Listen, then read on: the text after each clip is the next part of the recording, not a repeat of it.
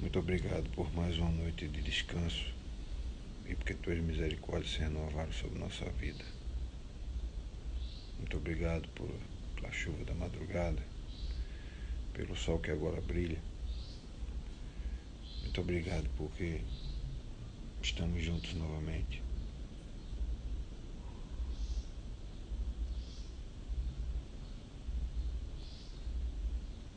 Muito obrigado por tudo que tu representa para nós. E nós vamos agora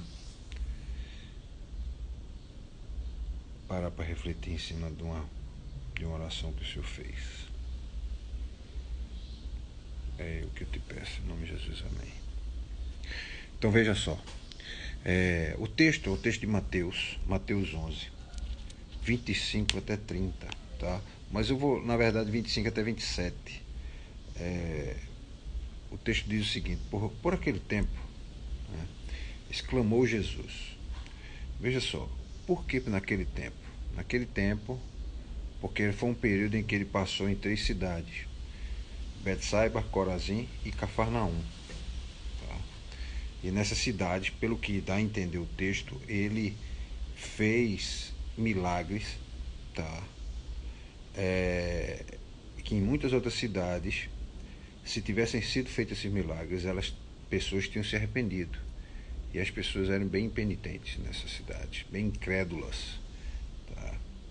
É tanto que ele fala isso, né? Ai de ti, Corazim, ai de ti, Betsaida, que se em Sodoma e Gomorra tivessem feito os milagres que nós fizemos aqui, há muito aquela cidade teria se convertido. E no último dia, ou seja, no dia do juízo, né, vai haver mais rigor com vocês do que com Sodoma e Gomorra. E olha, que Sodoma e Gomorra é a expressão maior, né, de licenciosidade,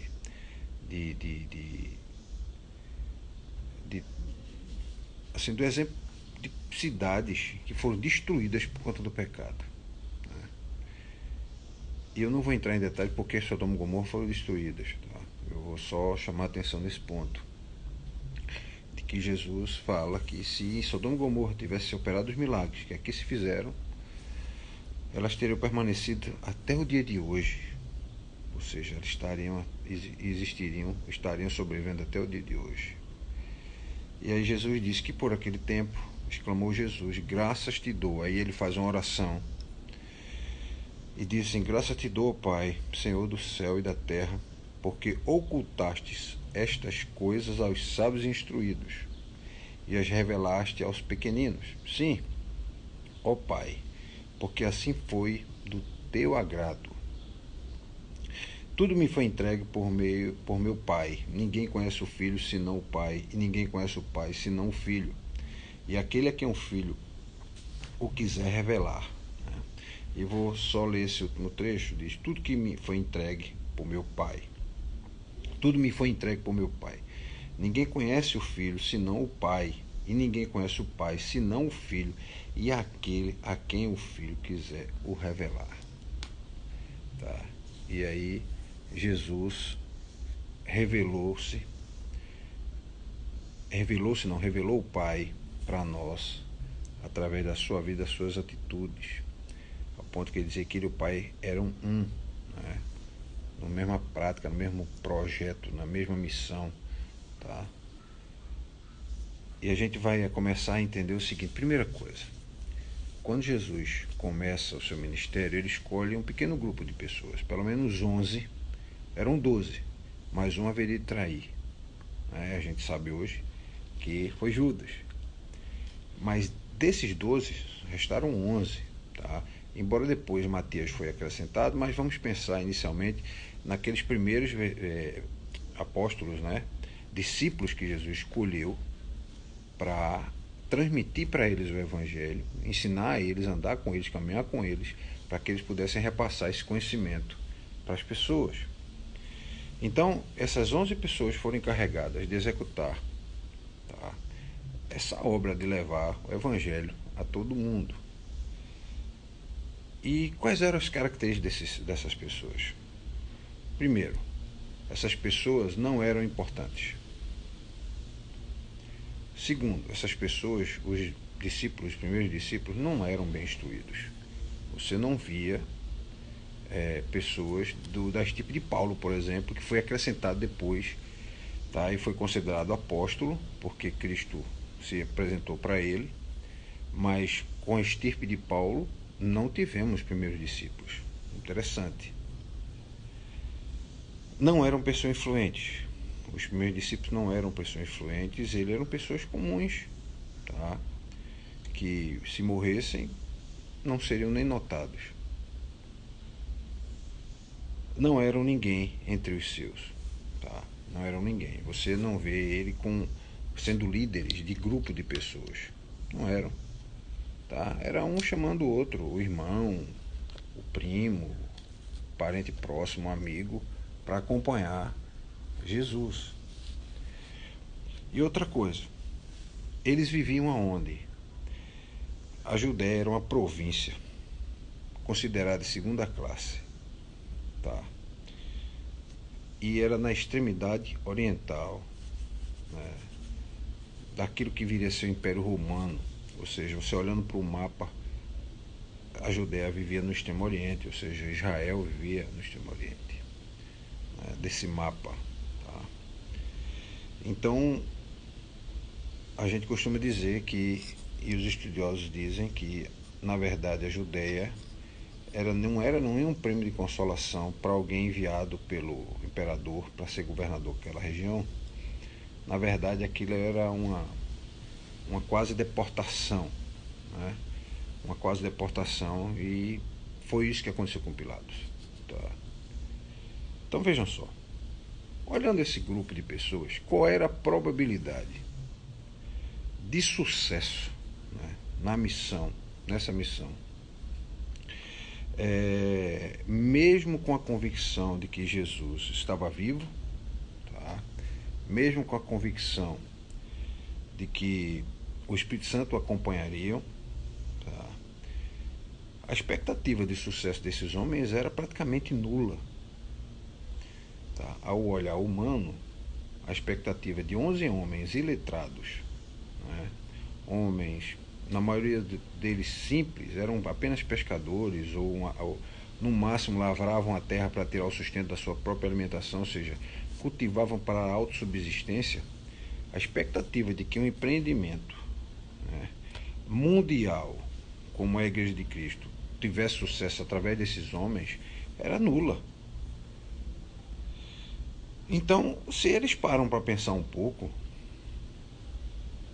né, e só tomou corpo e força após a ressurreição de Cristo, e quando Jesus aparece a eles, é tanto que até Tomé diz que, mesmo ouvindo o relato e os testemunhos dos amigos, né, e das mulheres, não acreditou, né?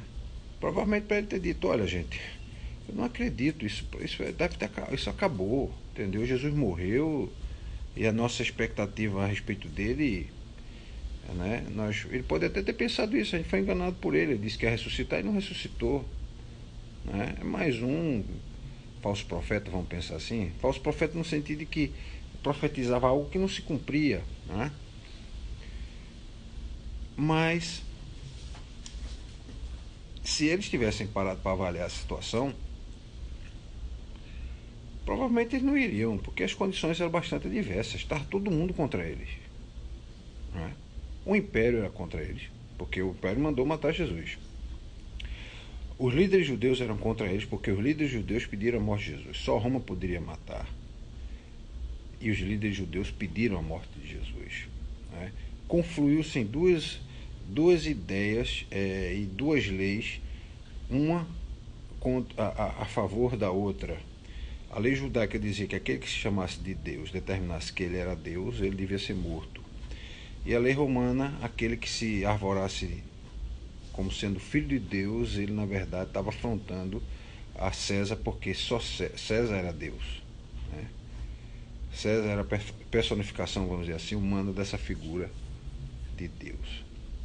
Então, a verdade é que era impossível, tá, que um projeto desse, de implantação de uma agência do Reino de Deus na Terra, em escala mundial, como se sucedeu,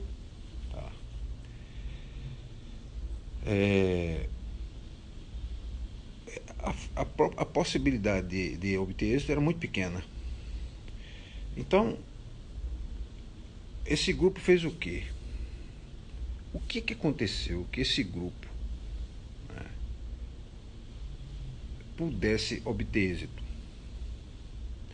Né?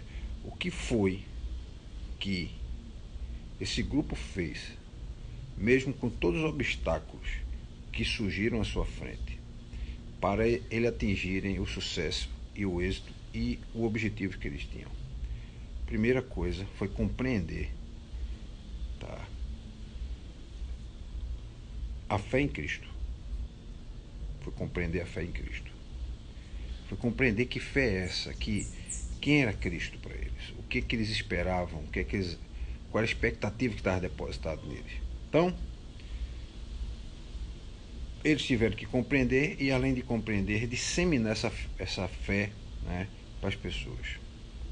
Agora, por que, segundo a palavra, esses homens obtiveram êxito de conseguir propagar essa fé?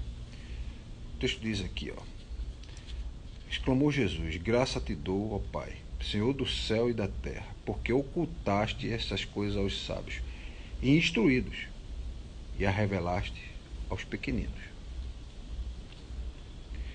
Então, o que acontece aqui?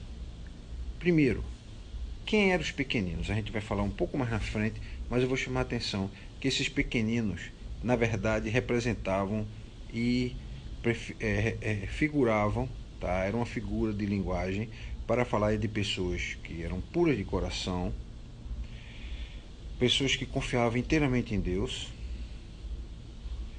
pessoas que aceitaram e abraçaram de bom grado tudo que vem de Deus, e eram, além de tudo, pessoas humildes no trato e simples na forma de viver e também na forma de pensar, tá?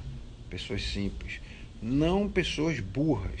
É diferente de pessoas ignorantes no sentido de não ter conhecimento, nem conseguir discernir as coisas. Eles tinham condições de discernir, tanto que discerniram tudo que aconteceu e depois eles relataram tudo, né? Então, num dia, e aí diz, né, por aquele tempo, num belo dia, Jesus exclamou e disse o quê? Primeiro, Jesus surpreende a todos, né, porque ele vai, na verdade, agradecer ao Pai, tá? Agradecer ao Pai. Deixa eu só organizar meu relógio aqui, para poder ver a hora, para não dar problema com a live, para não cair. Ele diz aqui, ó: graças te dou, ó Pai, Senhor do céu e da terra, porque ocultaste estas coisas aos sábios e instruíste e as revelaste aos pequeninos. Então, Jesus está aqui louvando a Deus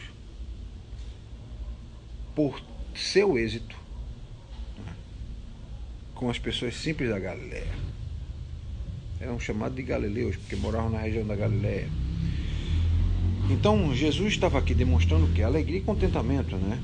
Graças te dou, Pai, Senhor do céu e da terra, porque ocultaste essas coisas dos sábios instruídos e as revelaste aos pequeninos.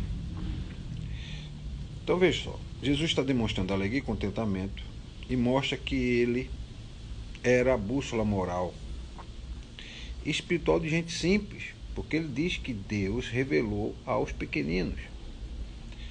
Então, gente simples, gente sem conhecimento teológico, né? Gente que não fazia parte das cerimônias, vamos pensar assim, rituais, né, mais sofisticados, e que poucas pessoas podiam participar. Então, essas pessoas estavam dispostas a se instruir, a serem instruídas, a serem ensinadas, a aprenderem, a ouvirem, tá? A deitar seus ouvidos ao que Jesus ia ensinar e falar, né? Interessante que a mensagem do reino, ela foi rejeitada, tá? Ela foi rejeitada primeiro em João Batista, né? João Batista foi rejeitado. Os profetas antes, mas eu não vou chamar a atenção desses profetas, eu vou focar mais agora no que aconteceu depois de João Batista. João Batista foi rejeitado, tá? Jesus também foi rejeitado. Em Betsaida, em Corazim, em Cafarnaum. E essas cidades, diz aqui: tu, Cafarnaum, elevar-te-ás porventura até o céu? Descerás até o inferno, porque se em Sodoma se tivessem operado os milagres que em ti se fizeram, teria ela permanecido até o dia de hoje. Digo-vos, porém, que menor rigor haverá no dia de juízo para com a terra de Sodoma do que para com Cafarnaum. Então, esse fato aqui de Jesus ter ido nessa cidade, promovido vários milagres, ter pregado, ter falado o reino de Deus e ter, como ele sempre fazia, ele vinha, trazia cura, trazia milagres e maravilhas. Isso era um fato que atraía as pessoas.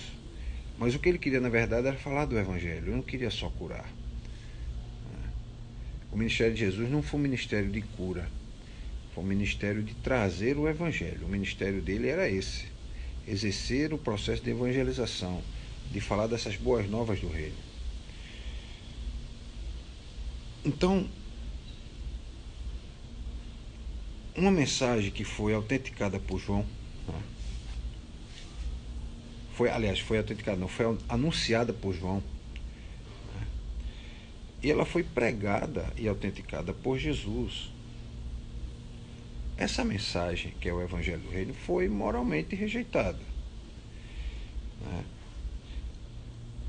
E rejeitada por quem? Pela oração de Jesus. E dá a entender que os sábios e instruídos eram que rejeitaram a pregação de Jesus. Ainda hoje é assim.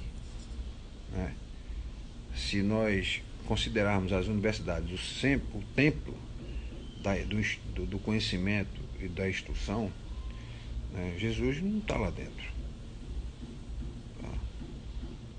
O Evangelho não está ali dentro. Deus, tem até autores apologetas que dizem que Deus foi cuspido dentro das universidades depois da década de 60. Foi jogado para fora. É uma forma de rejeição. Então,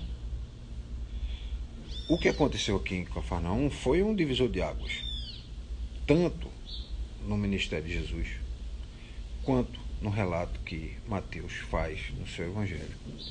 É a partir daí, que o reino de Deus é pregado para fora de Israel. Então, Israel rejeita a mensagem do reino. Jesus vai e lança juízo sobre essa cidade. Ele diz aqui: ai de ti, Corazim, ai de ti, Betsaida, porque se em Tiro e em Sidom tivesse sido operados os milagres que em vós fizeram, há muito elas se teriam arrependido com pano de saco e cinzas. Então, esse processo de pregar o Evangelho, de levar essa mensagem e de rejeição, e com a operação de milagres, porque diz aqui: se os milagres operados em ti muitas cidades teriam permanecido até hoje. Então, a partir de agora, o reino de Deus, a mensagem do reino vai ser pregada em Israel, para Israel somente. Aí Jesus fala o quê? Deus se revela aos simples. Quem são os simples aqui? Tem uma palavra grega para falar sobre esses simples aqui, esses pequeninos, chama nécios. Então, o nécio, é népios, em grego. Em português a gente chama nécio. Isso é um nécio. E o nécio é uma palavra que muitas vezes é mal interpretada. O nécio não é o bobalhão, ou como a gente diria aqui no Nordeste, o abestalhado, Não é um processo de abestalhamento ou de abobamento que a pessoa sofre. Não é isso. O nécio tem um outro sentido. O nécio tem outro sentido. Então, veja só. Primeira coisa, o que é um nécio? O nécio é uma pessoa imatura na conduta. ela age muitas vezes como criança, mas age como criança por conta da sua própria formação. Tá? É uma pessoa imatura, é uma pessoa que tem, vê só, interessante, ela tem uma confiança imprudente. Ela confia no destino. Não, isso foi o destino. A gente de vez em quando escuta isso. Isso é o destino. Quando a gente diz que isso é o destino, a gente está excluindo Deus desse processo. A gente está excluindo Deus desse processo. Então, o Nécio, ele tem essa atitude. O Nécio, muitas vezes, não consegue discernir o que acontece na realidade. Então, às vezes, alguém, por exemplo, não consegue ver a gravidade de uma situação e começa a achar que está tudo bem, entendeu? Não, está tudo bem, mas está grave a situação. Isso não quer significar que ele tenha controle, sobre a situação de tensão, ele consegue manter o controle. Não é isso. É que ele acha que aquilo está tudo bem, e na verdade não está. Né? Então a pessoa nécia, ela tem esse tipo de procedimento. Agora começou a chuva. Então, ou essa pessoa não atenta para os conselhos dos mais velhos, dos mais sábios, dos mais instruídos às vezes. Tá? E sabedoria não se consegue na cadeira da universidade, no banco escolar. Né? Sabedoria só se conquista com a vida e pedindo a Deus que dê sabedoria a você. Então, essa referência, né, de ter uma pessoa imatura na conduta, de ser uma pessoa simples, ela é essa pessoa que Jesus está falando aqui, esse tipo de pessoa.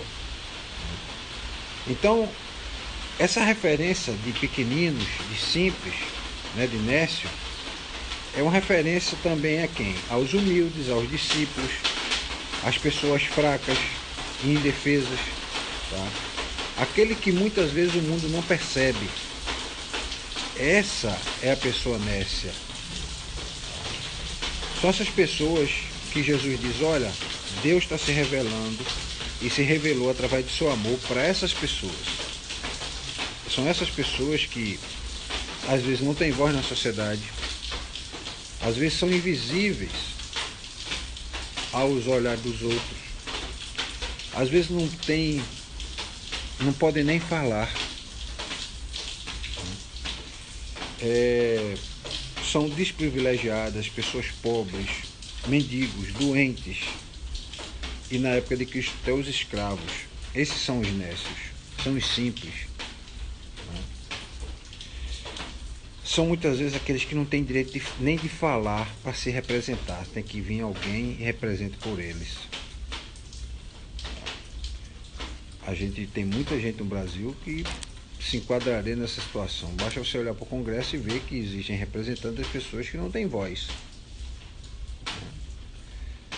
E junta-se milhares e milhares de pessoas que não têm voz e vota às vezes um candidato ou um deputado que muito mal lhe representa, mas está lá para falar em nome deles.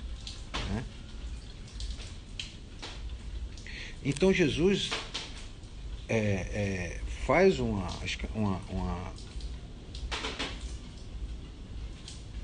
proposição de júbilo aqui, né? Quando ele diz graça te dou. E Jesus aqui, quando diz que dá graças a Deus porque o Pai é Senhor do céu e da terra, é Senhor do céu e da terra, ele, na verdade, ele está chamando a atenção do seguinte: primeiro, essa ação de graças é resultado não de uma experiência mística. Ah, meu Deus, eu dou graças a tu porque tu tem cuidado de mim. Isso é uma relação mística com Deus. Tá? Mas o que Jesus está aqui falando é com relação à percepção que ele está tendo, né? Dessa relação dele com o homem e dele com o Pai. E nesse triângulo, o próprio Deus revelou Jesus, que é um humilde, um exemplo supremo de humildade, para as pessoas humildes, ou seja, humilde se comunicando com humilde. Então, o que Jesus está dando graças a Deus é isso, porque Ele revelou Ele para os humildes. Deus se revelou para os humildes. E esses humildes estão ouvindo Ele. Estão ouvindo Jesus. Então, Jesus é humilde, veio para os humildes e simples. Tá? E quem eram as pessoas humildes e simples? E simples não é simplório. Tá? Simples na vida, pessoas que têm poucas condições financeiras, muitas vezes. Não quer dizer que a pessoa rica, ela não pode ouvir a mensagem de Cristo. É tanto que, eu sempre digo, há muitos pobres soberbos, como há muitos ricos humildes. Tanto quanto há pobres humildes e ricos soberbos. Então, ser soberbo ou humilde, pobreza não é uma pré-condição para a humildade. Não é. Ser pobre não é uma pré-condição para a humildade, como também ser rico não é uma pré-condição para a soberba. Existem muitas pessoas abastardas que são humildes. E há muitos pobres que são soberbos. Então, o que Jesus está chamando a atenção é que pessoas simples eram aquelas que estavam abertas, né, para receber de forma humilde a verdade que era pregada na palavra de Deus. O soberbo, ele rejeita a verdade. O soberbo muitas vezes rejeita a verdade. Ele usa argumentos para tentar descaracterizar a verdade, para torná-la no mesmo pé de igualdade da mentira. Então, a primeira conclusão que a gente tira é que Jesus mostra para a gente que a compreensão espiritual não vai depender da posição social. A compreensão espiritual que eu tenho de Deus, que eu tenho de Cristo, que eu tenho de seus ensinamentos, não vai estar e nem vai depender da posição social. Tá? Não vai depender também nem da raça e nem da educação que cada um teve. Um maior exemplo depois é Paulo. Paulo diz: eu sou o menor dos apóstolos. Aí diz: eu sou o menor dos apóstolos porque eu persegui a igreja. Paulo, que era perseguidor da igreja, passa a ser agora um discípulo de Cristo e passa a ser perseguido por aqueles que eram aliados dele no passado. Então, e essa compreensão espiritual, Jesus fala que é uma dádiva de Deus. Que ele diz aqui, ó: graça te dou, Pai, porque ocultastes estas coisas aos sábios. Ou seja, o próprio Deus ocultou e a revelaste aos pequeninos. Ou seja, a revelação da parte de Deus, do seu evangelho, do seu ensinamento, desse reino, foi dada aos simples porque Deus queria que fosse dado aos simples. E depois você vai lendo o evangelho, você vai entendendo porque Deus fez isso e confundiu os sábios. Porque você vai ver lá Pedro, em Atos, fazer uma pregação, ou seja, proferir um sermão, dar um discurso, que uma pessoa iletrada, que para uma pessoa iletrada, né, é surpreendente a ousadia dele e falar o que ele falou. E muitos na época: quem é esse daí? Esse não é discípulo de Cristo, não era? Não é discípulo daquele Jesus? Então até as pessoas se surpreenderam. Até as pessoas se surpreenderam. Então, primeiro isso mostrou essa compreensão, né, espiritual, que ela não vai depender de disposição social, de raça ou de educação. E uma outra coisa que Jesus faz no versículo mais à frente, né, é no versículo 27, que são 3 pontos que vão chamar a atenção da gente aqui para complementar o que a gente está expondo. Porque Jesus se revela aos simples, não se revela aos arrogantes, aos autossuficientes, aos sábios, aos próprios olhos. Essas 3 declarações, elas são inconfundíveis. Primeira coisa, Jesus disse: todas as coisas me foram entregues por meu Pai. Todas as coisas me foram entregues.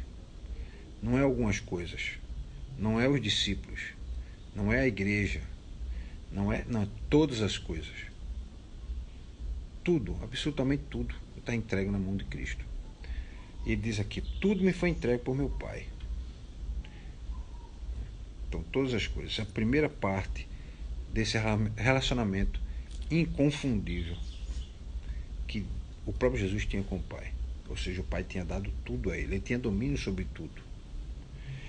A outra coisa é que Jesus fala de conhecimento de causa, ou seja, ele fala do Pai porque ele conhecia o Pai. Ele diz aqui mais um trecho: ninguém conhece o Filho senão o Pai.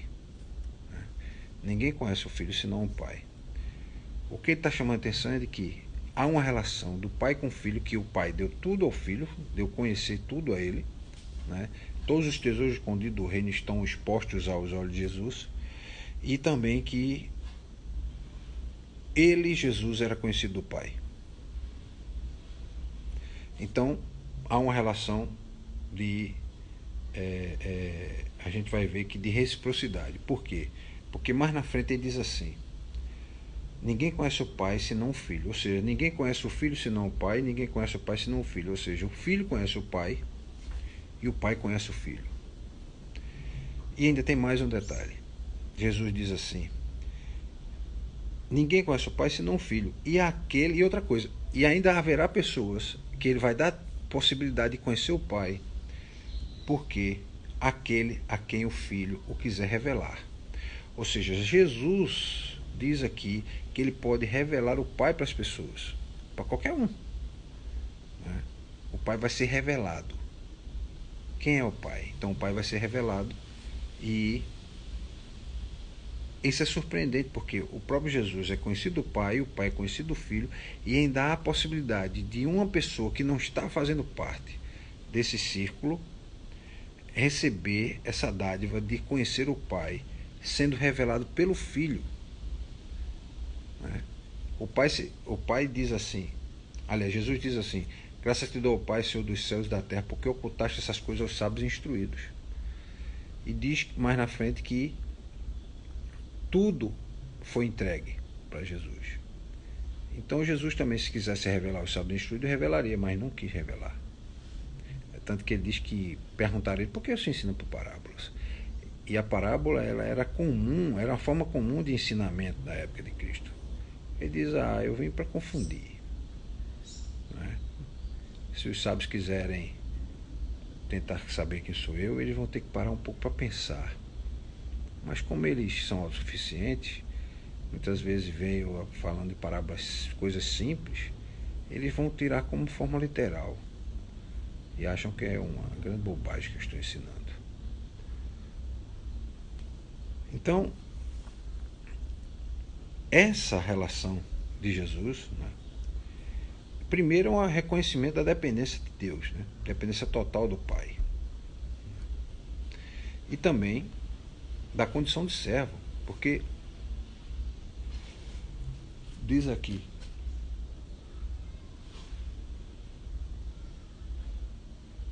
graça te dou, Senhor do céu e da terra, porque ocultaste essas coisas aos sábios instruídos. Ele não diz assim: Senhor, graças te dou porque tu me desse a possibilidade de escolher a quem eu vou falar, a quem eu vou me revelar. Não, é o Pai que tem esse atributo de revelar. Ao Filho cabe o quê? Revelar depois. Primeiro o Pai se revela para o Filho, o Filho revela-se para as pessoas e revela o Pai para as pessoas. Então, o coração de Cristo aqui, eu posso presumir que estava cheio de alegria. Porque ele mostra, primeiro, que há uma condição de servo, segundo, que há uma condição de reciprocidade. O Pai conhece o Filho conhece o Pai, havia uma relação de intimidade. A conclusão que a gente vai chegar desse texto, primeira coisa, é que muitas vezes as pessoas com grande conhecimento, ou sem grande conhecimento, ou pessoas com notável cultura ou grande conhecimento, ou pessoas preparadas academicamente, vamos pensar assim, elas podem estar próximas de Deus, basta ter um coração simples. Ou seja, Deus não vai rejeitar o convívio nem com os instruídos, nem com as pessoas simples, né? Nem com as pessoas simples, nem com os instruídos, nem com as pessoas simples. Ele não vai deixar de se relacionar com essas pessoas pelo grau de conhecimento que elas têm, mas sim pelo coração que elas têm. O coração puro e simples é um requisito para ter comunhão com Deus. E um coração puro e simples vai mostrar, né, para a gente poder ver que essa pessoa, tanto homens como mulheres, evidentemente, tem uma alma limpa, humilde e pura. Segunda coisa, que só os pequenos, ou seja, só os nécios, né, entendem e aceitam a boa nova do reino. Então todos que aceitamos a boa nova do reino somos nécios, né? Nunca deixaremos de ser nécios, porque vamos gerar essa dependência de Deus. A outra coisa é que eu tiro desse texto que o que importa não é o que a gente faz para Deus. O que importa é o que Deus, na sua imensa graça, fez por nós. Porque diz aqui, se nós hoje entendemos a palavra de Deus, lemos a palavra, buscamos a Deus, aqui fala da gente também. Porque ocultaste essas coisas aos sábios instruídos e revelaste aos pequeninos. Então, nós estamos incluídos entre esses pequeninos, aqueles que querem e que buscam compreender a palavra. E outra situação é que a gente tem que deixar o egoísmo, o orgulho e a autossuficiência de cada dia, para que a gente possa sempre estar incluído entre os pequeninos, entre os nécios, né? Então a Igreja de Cristo é uma aglomeração de nécios.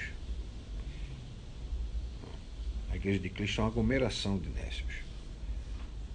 E essa palavra, às vezes, hoje, usada de forma errada, dando a entender de alguém que é bobo, né? Que é alguém que é ignorante, mal instruído, que não tem preparo algum, e na verdade não é esse sentido que os gregos quiseram dar essa palavra.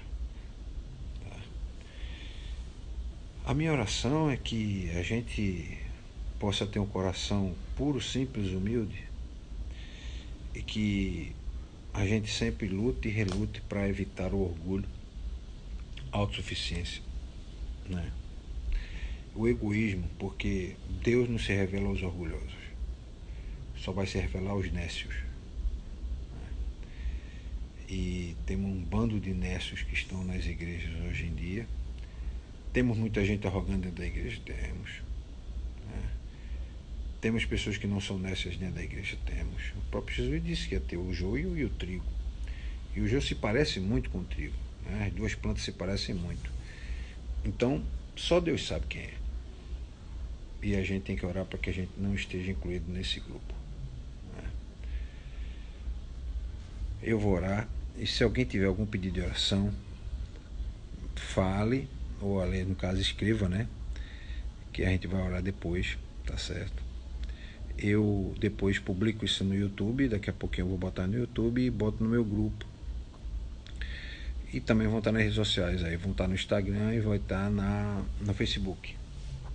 Se você quiser assistir novamente, você pode até pedir para mim, para incluir você no grupo, e eu vou incluir. E temos outras mensagens que eu estou sempre gravando e estou disponibilizando. Tá? Vamos orar. Senhor, muito obrigado porque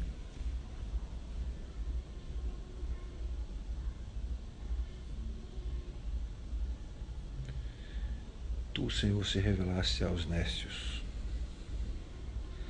a cada um de nós que dizemos seguir a Jesus, que é o mais fascinante projeto de vida, aquele que era, que é, que há de vir, ele que é o alfa e o ômega, o começo e o fim, o início e o fim de tudo.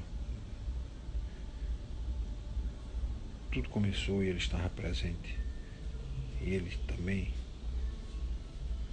preparou tudo, e tudo vai terminar e ele vai estar lá também. Muito obrigado porque tu nos revelaste Jesus, e Jesus revelou-nos quem é o Pai.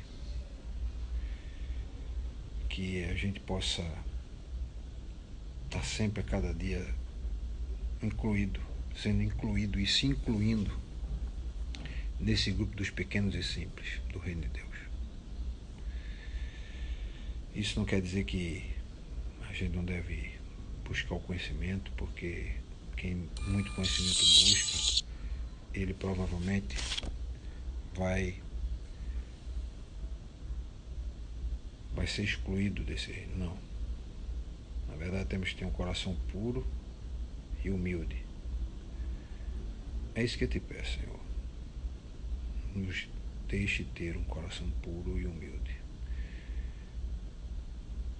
E minha oração eu faço em nome de Jesus. Amém. Então, meus irmãos, eu vou aqui no Facebook. A internet está caindo e voltando, né?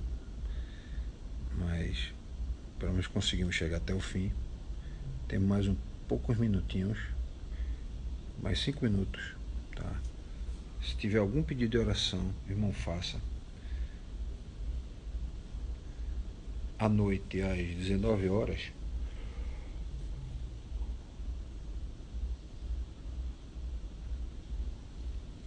a gente vai ter nossa live lá na igreja, tá? Às 19 horas. E eu vou avisar no grupo, vou avisar também no meu Facebook. Se você quiser assistir, participar, você fica aguardando e depois você vai ouvir outro sermão que eu vou dar à noite, tá? Deise está pedindo oração pela gravidez que é de risco. Ah, Deise, então Lindinalva tem pedido oração por você, viu? Aqui a gente sempre ela está pedindo oração. E nós oramos também, vamos orar mais uma vez, tá certo? Vamos orar mais uma vez, mas Lindinalva tem pedido sempre, tá? Mais algum pedido de oração?